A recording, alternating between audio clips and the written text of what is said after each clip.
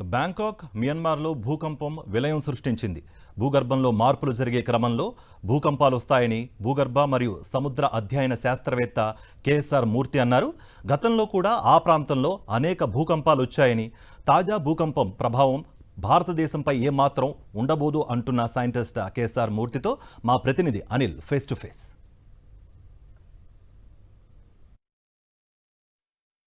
Bangkok మయన్మార్లలో పెద్ద ఎత్తున భూకంపం సంభవించింది. తీవ్రత కూడా ఎక్కువగానే ఉన్నట్టుగా సమాచారం అందుతుంది. ప్రస్తుతం ఇదే అంశానికి సంబంధించి మనతో మాట్లాడేందుకు భూగర్భ సముద్ర అధ్యయన శాస్త్రవేత్త కేఎస్ఆర్ మూర్తి ఉన్నారు. మాట్లాడదాం.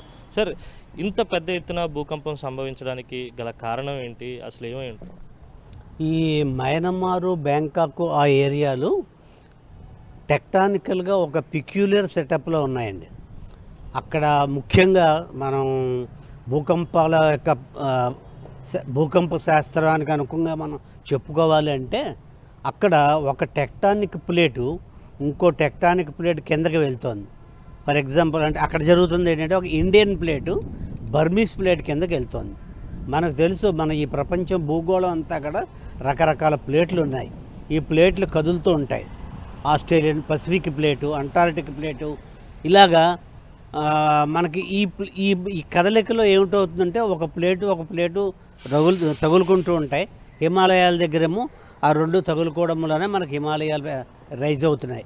ఇక్కడ ఏమిటంటే, ఇండియా బర్మా ఏరియాలో ఏంటంటే, ఒక tectonic plate Indian plate Burmese plate కిందకి వెళ్తుంది. కాబట్టి ఆ ప్రాసెస్లో ఆ రాపిడికి, ఆ ఒత్తిడికి భూమి బాగా డిస్టర్బ్ అయ్యి భూకంపాలు వస్తుంటాయి. ఇదే యాక్సిస్ని మనం కిందకి తీసుకెళ్తే సుమత్రా జావా ట్రెంచ్ దగ్గర మన 2004లో 9.3 మ్యాగ్నిట్యూడ్ వచ్చి అప్పుడు సునామీ కూడా వచ్చింది. ఇప్పుడు వరకు అయితే ఇది ల్యాండ్ మీద మన మయన్మార్లో సెకండ్ లార్జెస్ట్ టౌన్ మండలం ఏదో ఉంది. ఆ టౌన్ దగ్గర 10 కిలోమీటర్స్ చాలా తక్కువ డెప్త్లో వచ్చింది.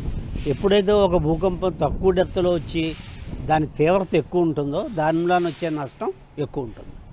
అంటే సాధారణంగా ఇప్పుడు వచ్చినటువంటి ఈ భూకంపం ప్రభావంతో సముద్ర వాతావరణంలో ఏమైనా మార్పులు సంభవించి సునామీ వైపుకి దారి తీసేటువంటి అవకాశం ఏమైనా ఉంటుంది?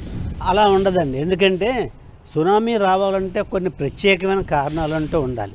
ఫస్ట్ ఆఫ్ ఆల్ ఏంటంటే, భూకంపం అనేది సముద్రంలో రావాలి.